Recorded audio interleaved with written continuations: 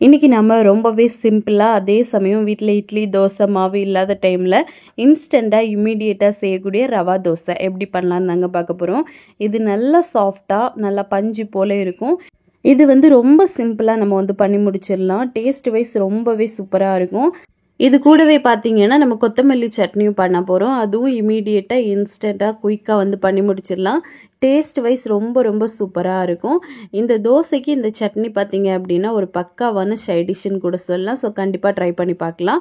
இப்போ வாங்க இது எப்படி செய்யலான்னு பார்க்கலாம். அதுக்கு முன்னாடி நம்ம சேனலுக்கு இப்போ தான் ஃபஸ்ட் டைமாக வரீங்கன்னா மறக்காமல் சப்ஸ்கிரைப் பண்ணிடுங்க. அப்படியே கூட இருக்கக்கூடிய பெல் பட்டனையும் ப்ரெஸ் பண்ணிங்கன்னா நான் போடக்கூடிய நியூ வீடியோஸ் உங்களுக்கு நோட்டிஃபிகேஷனாக வரும். மறக்காமல் லைக் பண்ணுங்கள், ஷேர் பண்ணுங்கள். இப்போ வாங்க வீடியோக்குள்ளே போகலாம்.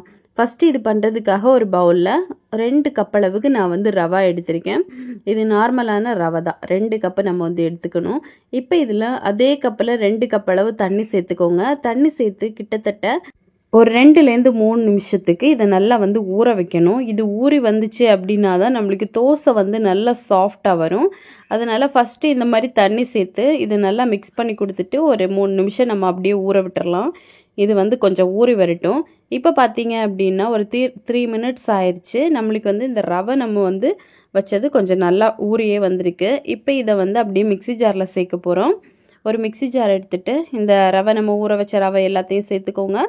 சேர்த்துட்டு இது கூடவே பார்த்தீங்க அப்படின்னா நம்ம தயிர் சேர்க்குறோம். நல்லா கெட்டியான புளிச்ச தயிராக இருந்தாலும் பிரச்சனை இல்லை, நீங்கள் சேர்த்துக்கலாம். தயிரோட அளவுன்னு பார்த்தீங்க அப்படின்னா 1/2 கப்பு தயிர் நம்ம சேர்க்கணும். 2 கப்பு ரவா எடுத்ததுக்கு 1/2 கப்பு தயிர் பர்ஃபெக்டாக இருக்கும். இப்போ 1/2 கப்பு தயிர் சேர்த்துக்கோங்க. சேர்த்துட்டு இதில் எக்ஸ்ட்ராவாக தண்ணி எதுவும் சேர்க்க வேண்டாம். இப்போ இதை நல்லா அரைச்சி எடுத்துகிட்டு வந்துடலாம். இப்போ பாருங்கள், நல்ல மாவாக நம்ம அரைச்சி எடுத்துட்டோம். இப்போ இதை ஒரு பவுலில் சேர்த்துடலாம். நான் மிச்சமாக இருக்கக்கூடிய இந்த ரவையும் அரைச்சி எடுத்துட்டேன். இப்போ அதையும் சேர்த்துடலாம்.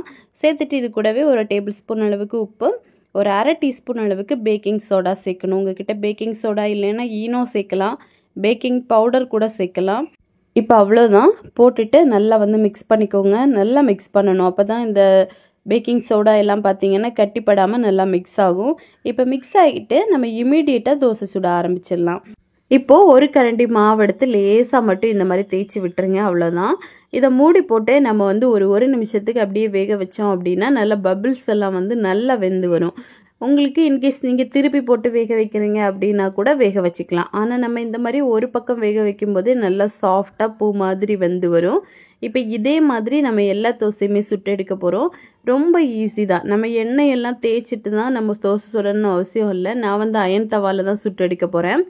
இதில் இந்த மாதிரி மாவு ஒரு கரண்டி விட்டு மூடி வச்சுருங்க. அப்படியே மூடி வச்சுட்டு கிட்டத்தட்ட ஒரு நிமிஷத்துலேயே இது நல்ல பபிள்ஸ் எல்லாம் நல்லா வெந்து வந்துடும். அதுக்கப்புறமா நம்ம இதை எடுத்துடலாம். ரொம்ப சாஃப்டாக சூப்பராக இருக்கும். எடுக்கும்போது லேசாக ஹார்டாக இருக்கிற மாதிரி இருக்கும். நீங்கள் வெளியே எடுத்து வச்சிட்டிங்க அப்படின்னா நல்லா சாஃப்டாக இருக்கும். இப்போது இது கூடவே நம்ம கொத்தமல்லி சட்னி எப்படி பண்ணான்னு பார்க்கலாம். ஒரு மிக்ஸி ஜாரில் 1/2 கப் அளவுக்கு தேங்காய், இது கூடவே கொத்தமல்லி தழை ஒரு கைப்பிடி சேர்த்துருக்கேன்.